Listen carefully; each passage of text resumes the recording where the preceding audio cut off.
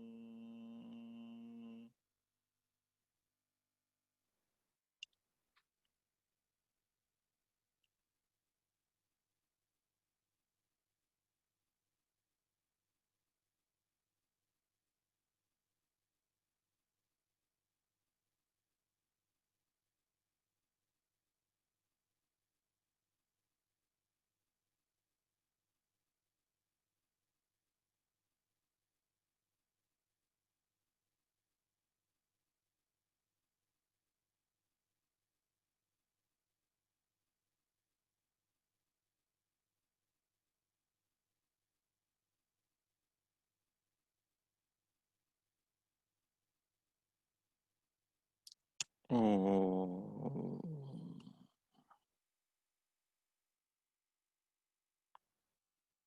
अमृत ध्यान साधना प्रभात सत्संग में आप सभी साधक साधिकाओं का हार्दिक स्वागत है। आइए जीवन दाता जगत निर्माता विश्व विधाता हम सब के परम पिता घट घट में रहने वाले हर हृदय में वास करने वाले अंतर्यामी परमात्मा के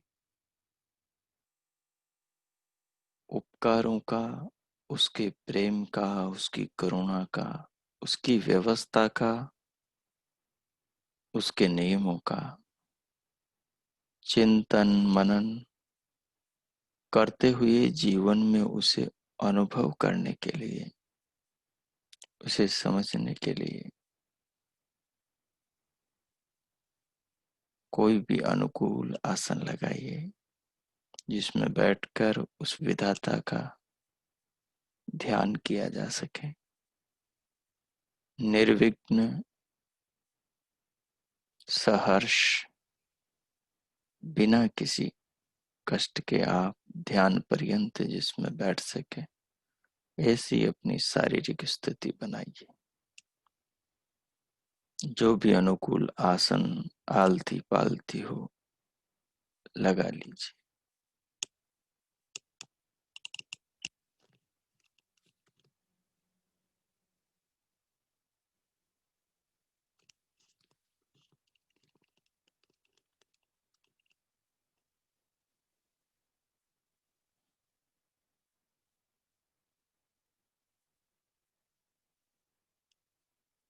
आसन लगाकर कमर पीठ और गर्दन को सीधा कीजिए। रीढ़ को सहज रखिए। मेरुदंड में खिंचाव, तनाव, अकड़न जकड़न न हो, इस प्रकार से कर लीजिए।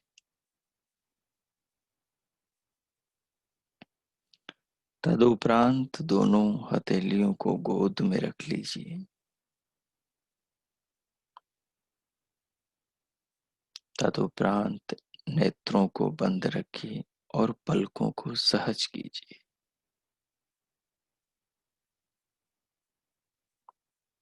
अब सिर से पांव तक, पांव से सिर तक, त्वचा से अस्थि तक, अस्थि से त्वचा तक, पूरी देह पर, अंदर बाहर सर्वत्र मन को फैला दीजिए। मन से पूरी देह का मनोनिरीक्षण कीजिए। अपनी आत्मा को, स्वयं अपने आप को मन का दृष्टा, मन से जाने वाले ज्ञान का अनुभव करता महसूस कीजिए।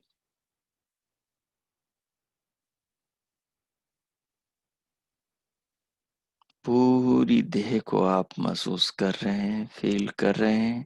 इसका अर्थ है आप आत्मा मन को जान रहा है।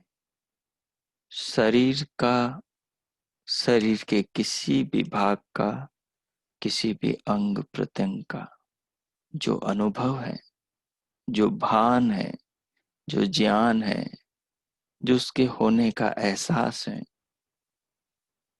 वो जब मन त्वचा से जुड़ेगा और त्वचा इंद्रिय उस वस्तु के अंदर जो भी प्रक्रिया हो रही है, उस प्रक्रिया, उस हलचल, उस आंतरिक बदलाव के प्रकंपन को पकड़ेगी और उसके स्पर्श को मन के द्वारा, या मन उस त्वचा इंद्रिय से उस अनुभव को लेकर चित्त में पहुंचाएगा, तभी आत्मा को ज्ञान होगा। जैसे किसी अंग की यदि त्वचा खराब हो जाए, मर जाए, स्पर्श होना बंद हो जाए, जैसे पैरालिसिस में हो जाता है, तो वहां शरीर पर क्या हो रहा है कोई भी पता नहीं चलता, क्योंकि उस भाग की त्वचा खराब हो गई। तो वहां का स्पर्श मन तक पहुंच नहीं सकता। मन तक स्पर्श पहुंचेगा ही नहीं तो आत्मा को कैसे ज्ञान होगा। और मन जब त्वचा से जुड़ा न हो, किसी दूसरी इंद्रिय से जुड़ा हो, उस समय त्वचा का स्पर्श किसी वस्तु से होते हुए भी आत्मा को उसके स्पर्श का ज्ञान नहीं होता। हम वस्त्र दिन भर पहने रहते हैं, लेकिन दिन में कितनी बार हमें लगातार वस्त्र का अनुभव होता रहता है।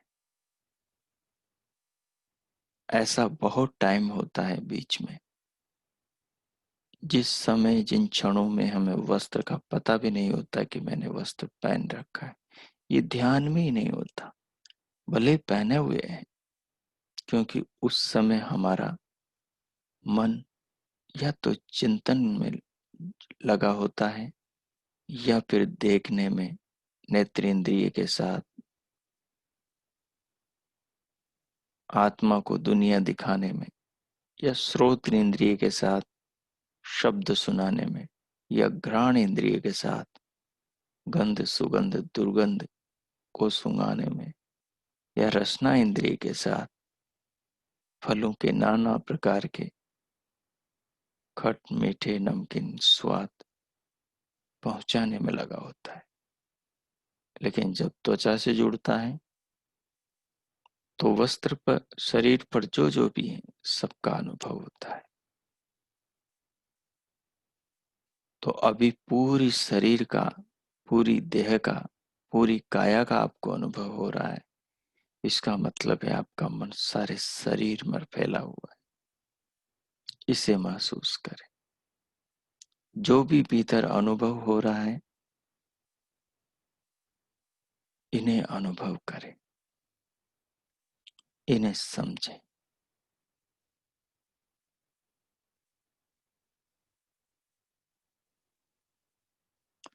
शांत हो जाएं, कुछ न सोचें, केवल अनुभव करें। अनुभव करने में सोचने की आवश्यकता नहीं होती, केवल अनुभव करें।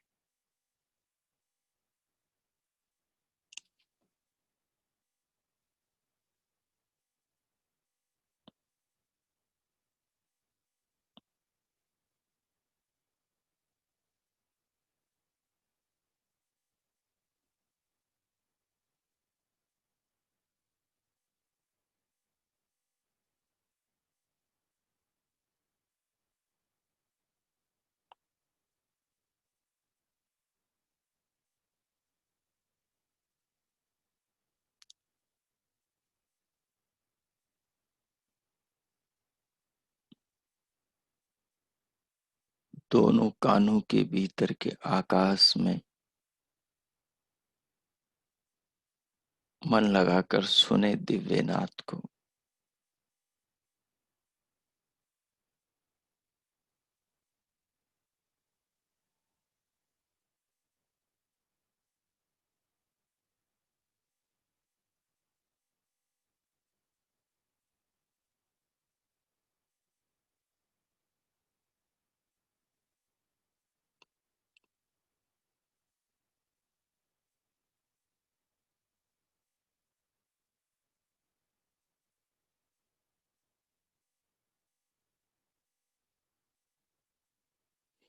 दिव्य नाद को सुनते हुए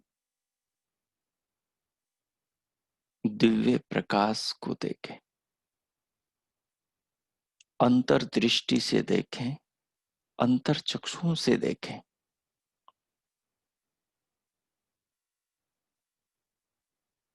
जहां महिलाएं मांग में सिंदूर भरती, जहां तक भरती हैं, वहां से लेकर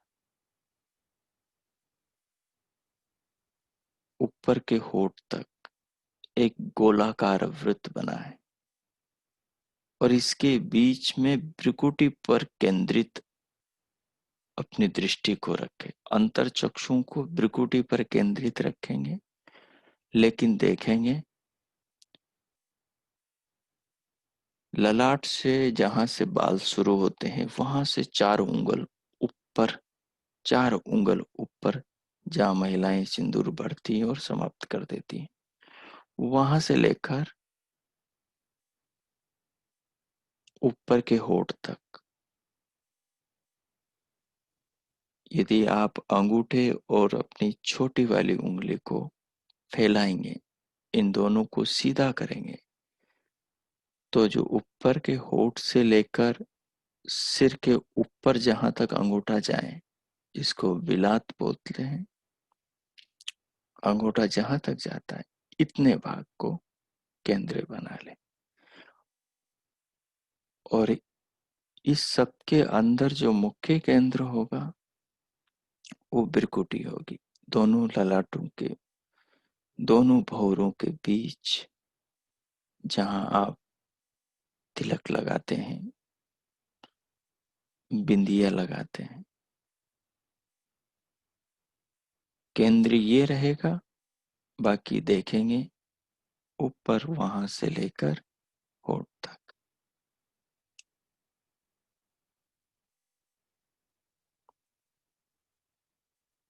धीरे धीरे श्वास लेना, लंबी गहरी लयबद्ध श्वास लेना, अनुभव करते हुए श्वास लेना आरंभ करें, जितना धीरे हो सके उतना, और दिव्य प्रकाश देखते रहें।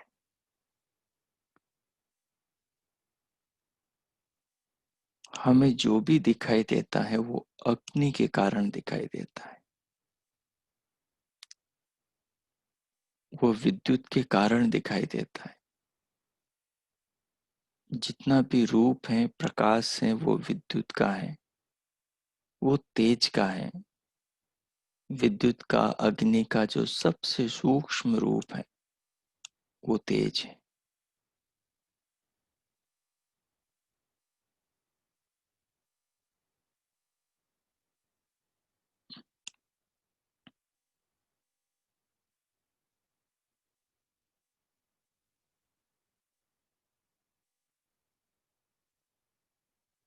श्वास ले, भीतर रोकें और फिर धीरे धीरे निकालें।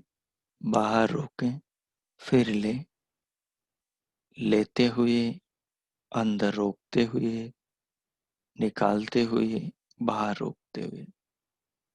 अनुभव करें, दिव्य प्रकाश को देखें, दिव्य नाद सुने और अंदर ही अंदर भगवान का ओम नाम का मानसिक जप आरंभ करें। चारों चीजें एक साथ चलें, एक साथ चलाने की कोशिश करना अनिवार्य नहीं है। दिव्य प्रकाश देखते देखते दिव्य नाद सुन लें।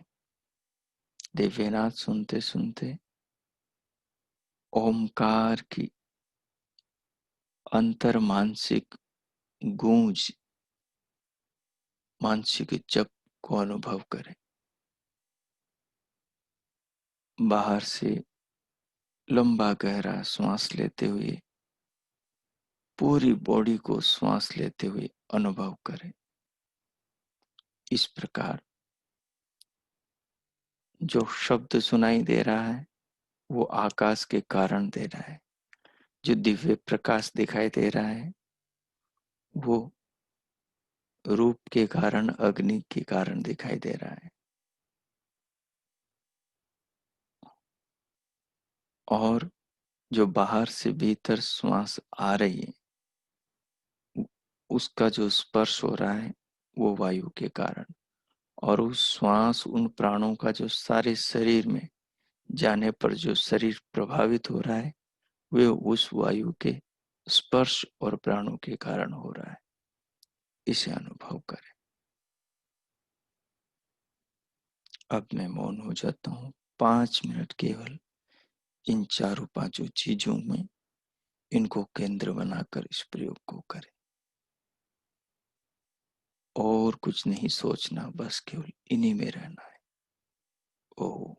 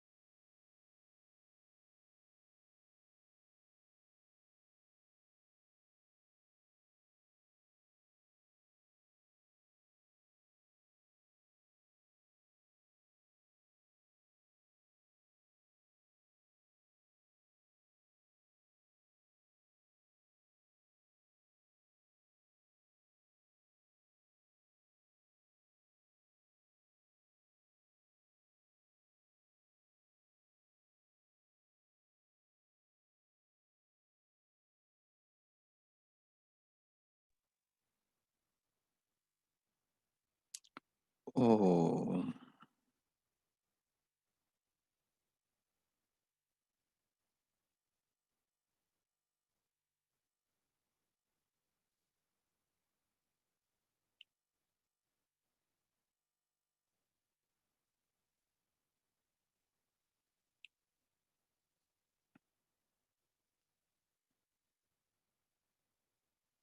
अब इस प्रयोग के साथ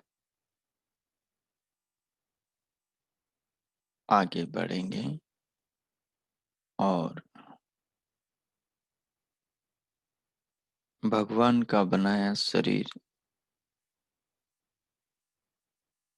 इस ज्ञान विज्ञान का माध्यम बना हुआ है,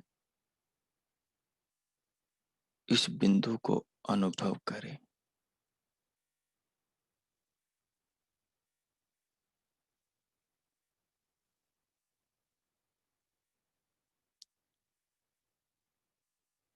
भगवान को महसूस करें,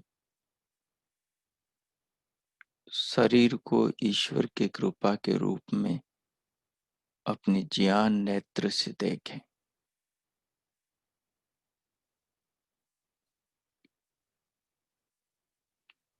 अपनी विवेकशील बुद्धि से इसको विचारें कि परमात्मा ने ये शरीर मुझे दिया है, ये उनका प्रेम, उनकी कृपा, ये उनका स्नेह है।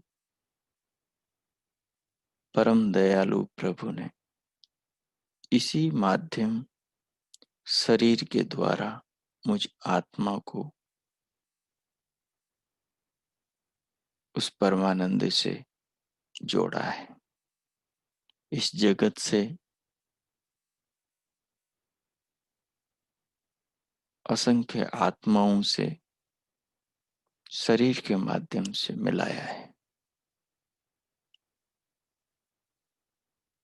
शरीर के प्रदान करने के लिए परमात्मा का अपने भीतर धन्यवाद अनुभव करें। अपनी आत्मा को, प्राणों को, अपने व्यक्तित्व को प्रभु की प्रशंसा, उनके धन्यवाद, उनके प्रति आदर अपने भीतर अनुभव करें।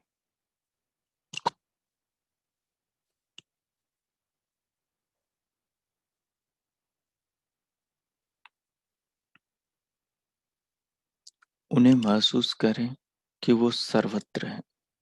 जैसे आत्मा एक देशी परंतु अदृश्य है, चेतन है। परमात्मा सर्वदेशी अदृश्य चेतन है।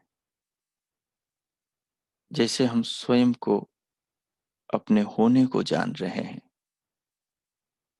ऐसे हम इसी होने को माध्यम बनाकर परमात्मा के होने को भी बौद्धिक रूप से तर्क के आधार पर अनुभव कर सकते हैं।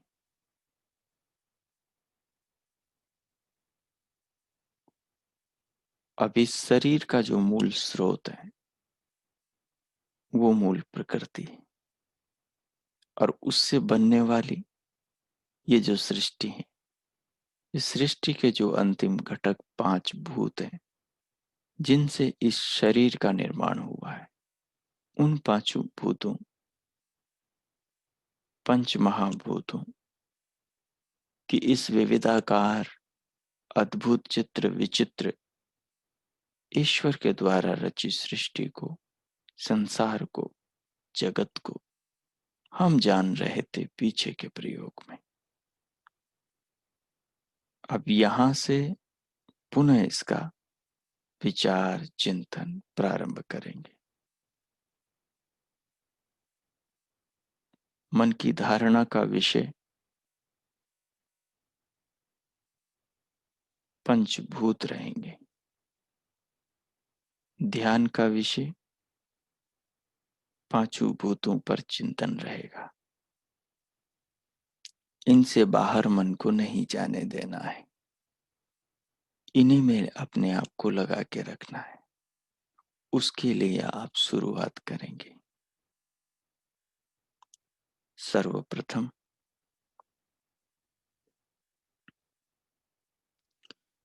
पृथ्वी महाभूत को अपने ज्ञान नेत्र के द्वारा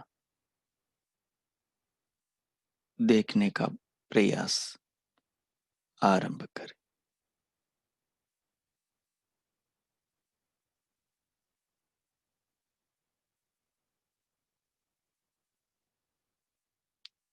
जो जीवन भर अब तक जो पृथ्वी के बारे में सुना है और दूर जो सैटेलाइट से या यंत्रों से, विमानों से जो पृथ्वी के चित्र लिए गए हैं और उन चित्रों को जो अब तक आपने देखा है, वो सब चित्र सत्य हैं। उन्हीं के आधार पर चिंतन को प्रारंभ करेंगे। 5 भूत हैं, उनमें से सबसे स्थूल भूत पृथ्वी है। तो पृथ्वी को अपने विचार का विषय बनाएं। अनुभव करें कि एक बृहद गोलाकार महान पृथ्वी पिंड पर आप बैठे हुए हैं।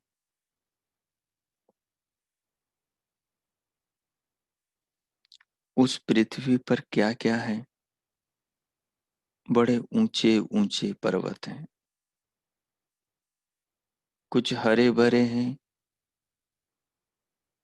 कुछ केवल हिमवान हैं, बर्फीले पहाड़ हैं।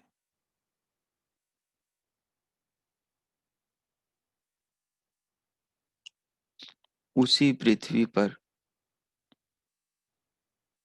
हरे भरे वृक्ष सर्वत्र फैले हुए हैं।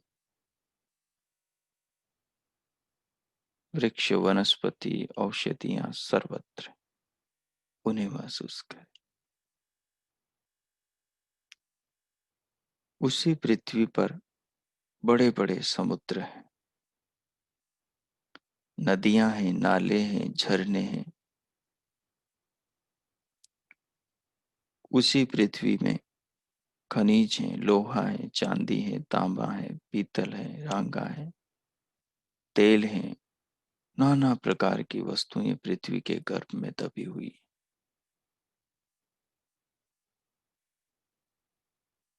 उसी पृथ्वी पर पशु हैं, पक्षी हैं, कृमि कीट पतंग हैं, मनुष्य हैं।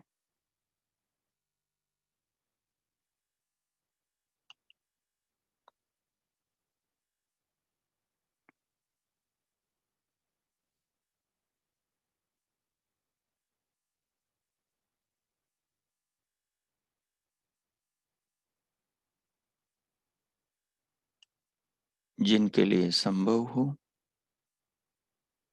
वो अपने आप को काल्पनिक शक्ति के द्वारा शरीर से बाहर ले जाएं और पृथ्वी से कहीं ऊपर जाकर पृथ्वी को देखने का प्रयास करें। कल्पना शक्ति का प्रयोग करें, या जो इस विचार के द्वारा इस चीज को समझ सकते हैं वो विचार शक्ति के द्वारा अपने शरीर में बैठे बैठे ही इसे अनुभव करें कि पृथ्वी पर क्या क्या है। थोड़ी देर इसे विचार का, चिंतन का विषय बनाएं ताकि बुद्धि उस आकृति में आ जाए और आत्मा को थोड़ा गहरा अनुभव हो इसका। केवल पृथ्वी तत्व के बारे में, पृथ्वी भूत के बारे में, विशाल काय पृथ्वी इस पिंड के बारे में सोचें।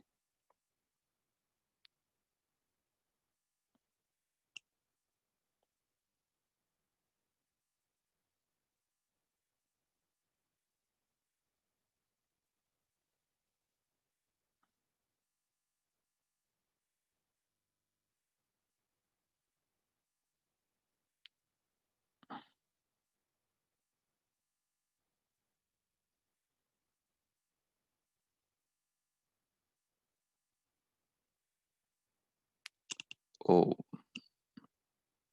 3 मिनट इस पर आप विचार करें। मैं मौन हो जाता हूं। केवल ये पार्थिव भूत हैं, केवल पृथ्वी को ही प्रमुख रखेंगे, बाकी 4 भूतों को गौण रखेंगे। केवल पृथ्वी पर ही विचार करना है। ओ, कीजिए।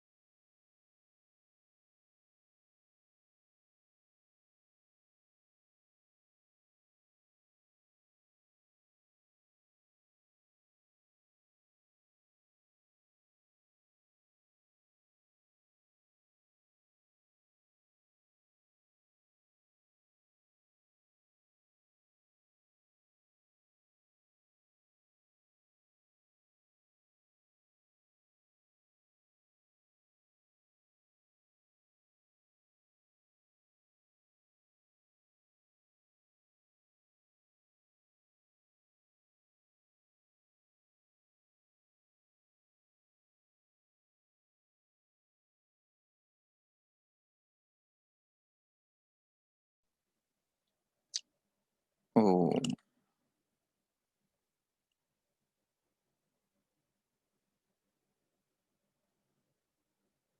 अब थोड़ा ऊपर और आगे बढ़ेंगे सूक्ष्मता की ओर, और अब जल पर चिंतन करें, जल महाभूत पर। जो लोक में जल है, इसी पर ही, इससे ही चिंतन आरंभ करेंगे। जल को आप सर्वप्रथम अनुभव करेंगे वाष्प के रूप में, भाप के रूप में, ओस के रूप में, फिर बूंदों के रूप में, वर्षा के रूप में, नदी के रूप में, नालों और झरनों के रूप में देखें, समुद्र के रूप में देखें, कोहरे के रूप में देखें।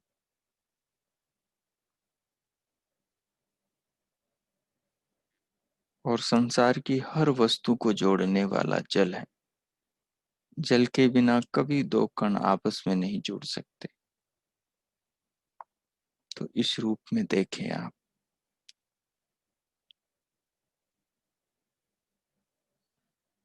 पृथ्वी पर सर्वत्र जल को देखें, इन इन रूपों में, पृथ्वी के ऊपर बरसती वर्षा के रूप में, कोहरे के रूप में, भाप के रूप में, आदि आदि रूपों। 2 मिनट जल पर विचार करें।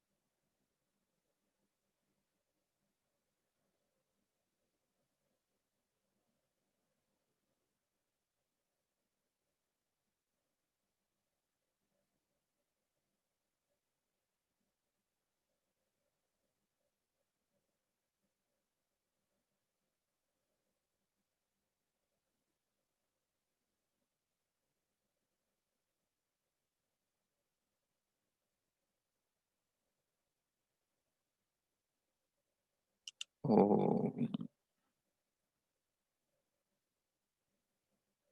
पृथ्वी पर करके जल पर कर रहे हैं। जल पर करते हुए अब अग्नि पर करें, अग्निभूत पर विचार करें। अग्नि जो लोक में अग्नि है, इसी को अपना विषय बनाएंगे। सूर्याग्नि पर विचार करें।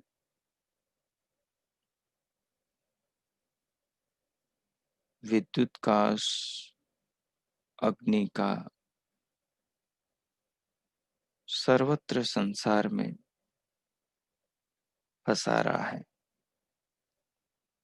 सूर्य से निकलने वाला प्रकाश अग्नि का ही रूप है, जो सारे जगती को प्रकाशित कर रहा है। इसे देखें, महसूस करें। फिर बादलों में चमकने वाली बिजली, फिर लकड़ी की अग्नि, फिर उष्णता, दाहकता, जो हमारे शरीर में और आसपास प्रकाश से, सूर्य की ताप से पैदा होती है। और जठर अग्नि जो हमारे शरीर में भोजन को पकाती, पचाती, शरीर को ऊष्मा उष्णता देती। इन सारी अग्नियों पर विचार कर।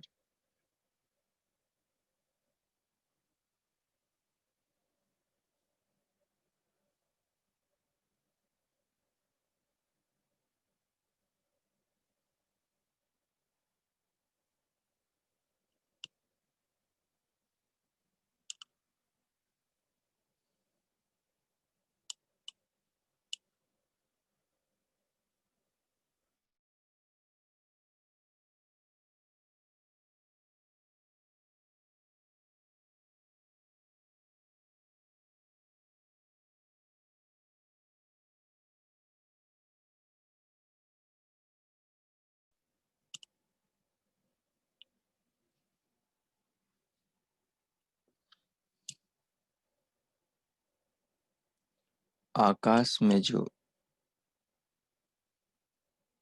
असंख्य तारे दिखाई देते हैं, उनमें भी जो प्रकाश है, वह भी सर्वत्र अग्नि देवी है। अग्निभूत का ही वो चमत्कार है।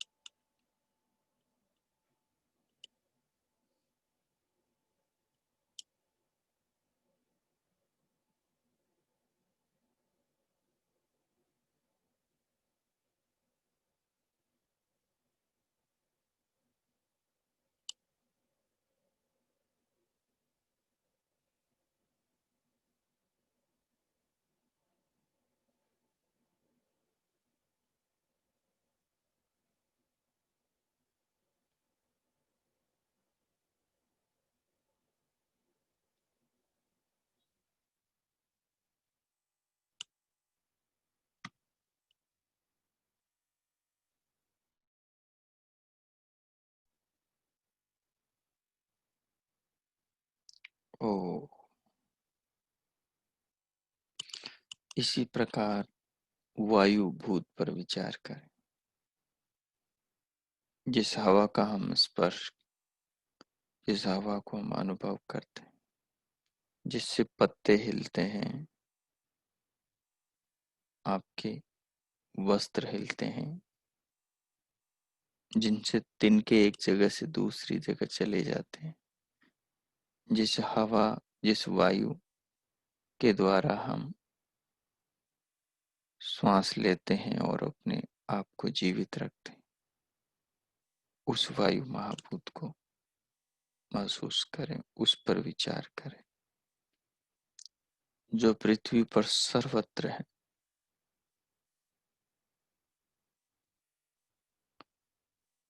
और जिसका अपना एक लोक है, एक विशेष दायरे में सर्वत्र फैली हुई है और हमेशा गतिशील रहती है।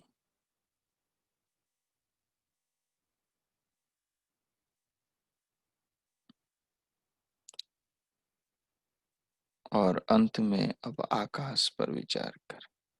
आकाश यानी स्पेस, अवकाश, जिसमें पृथ्वी घूम रही है, जिसमें जल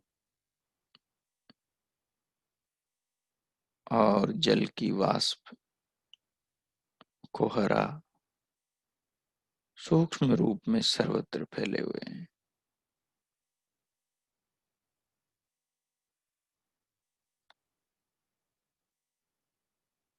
बादल और उनसे बरसती वर्षा,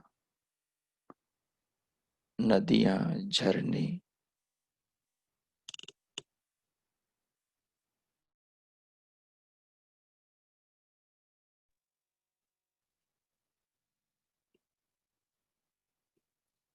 बड़े बड़े समुद्र, ये सब आकाश में है।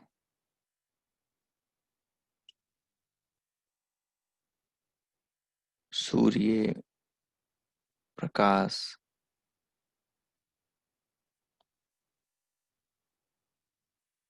चांद, तारे, अग्नि, विद्युत, जठराग्नि, ये सब आकाश में। आकाश यानी स्पेस, जिसमें लोग आते जाते हैं। सारी चीजें ये गति कर रही हैं।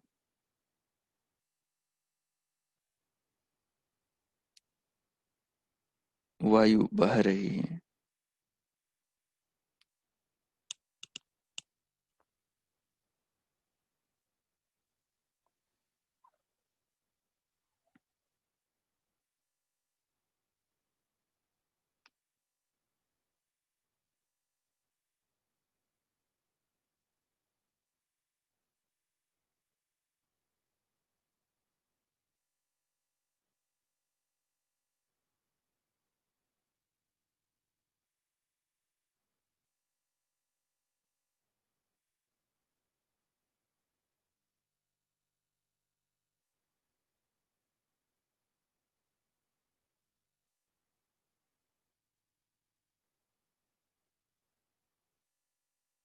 इन पांचों भूतों का स्थान, जहां हम इन पांचों को एक साथ देख सकते हैं, वो ये पृथ्वी है। पृथ्वी का एक ढेला ले, एक टुकड़ा, एक ढेला ले और उसमें पांचों भूतों को देख सकते हैं। उसमें जो आकार भार है वो पृथ्वी का, उसमें जो गंध है वो पृथ्वी की,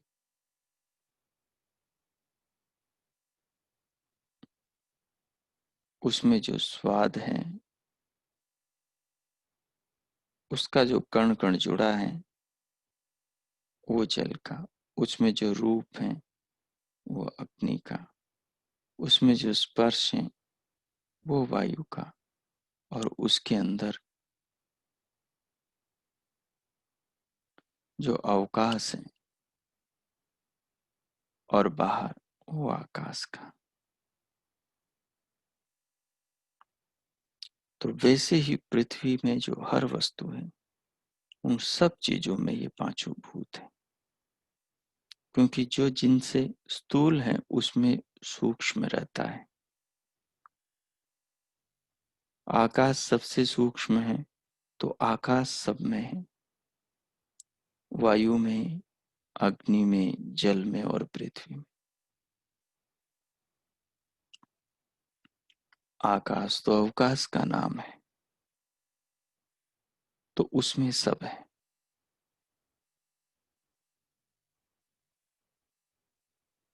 अग्नि जल में, वायु अग्नि में, अग्नि जल में और जल पृथ्वी में। पृथ्वी में जल भी है, अग्नि भी है, वायु भी है और आकाश भी है। तो पृथ्वी का एक ढेला, उसमें भी पांचों भूत है। पृथ्वी की उसी मिट्टी पर, मिट्टी से आदिकाल में बनाए भगवान के बीज अंकुरित होते हैं और फिर उनसे पौधे बनते हैं और फिर उनसे वृक्ष बनते हैं। फिर फूल आते हैं, कलियां खिलती, फूल बनती और फिर फूलों से फल बन जाते हैं। तो आगे के क्रम पर हम अगली बैठक में विचार करेंगे। आज जो आपने अनुभव किया उसे पुनः स्मरण कर लें आप। और जो ये पांचों भूतों वाला एक मोटा सा प्रयोग है, एक स्थूल प्रयोग है, इसको भी अपने ध्यान में, अपने चिंतन में स्थिर करें, अपने मानस पटल पर अंकित करें, अपने स्मृति कोश में इस स्मृति को सुरक्षित करें।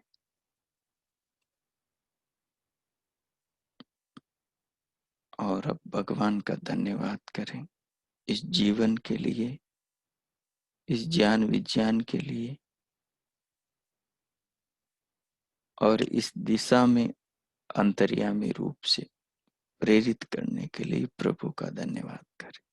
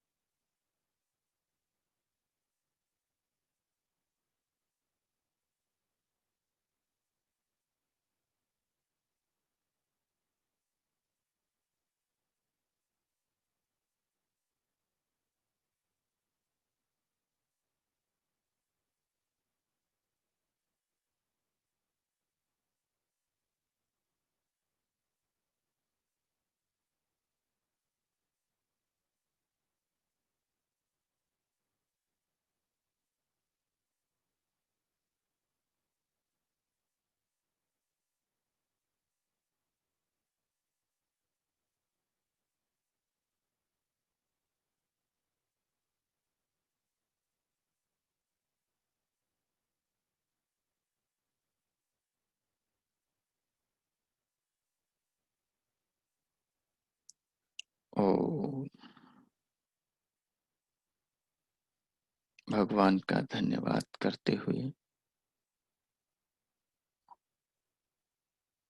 धीरे धीरे अब भीतर से अपनी अंतर जागरूकता को बाहर देह पर, अंग प्रत्यंगों पर लाएं।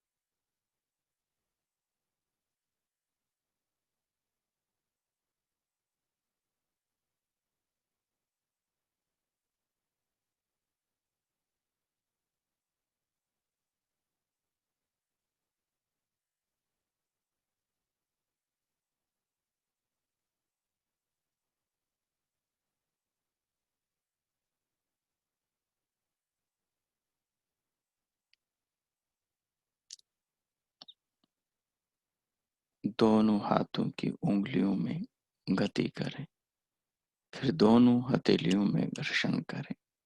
उष्ण हथेलियों से पूरे मुखमंडल का स्पर्श करें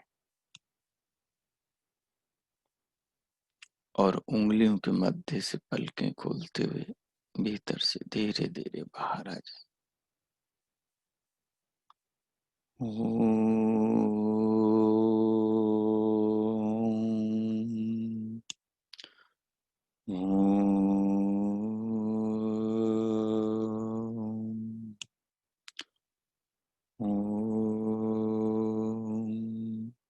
शांति शांति शांति। ओम।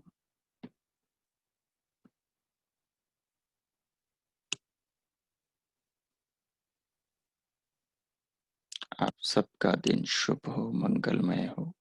प्रभु सबका मंगल करे। इति ओम।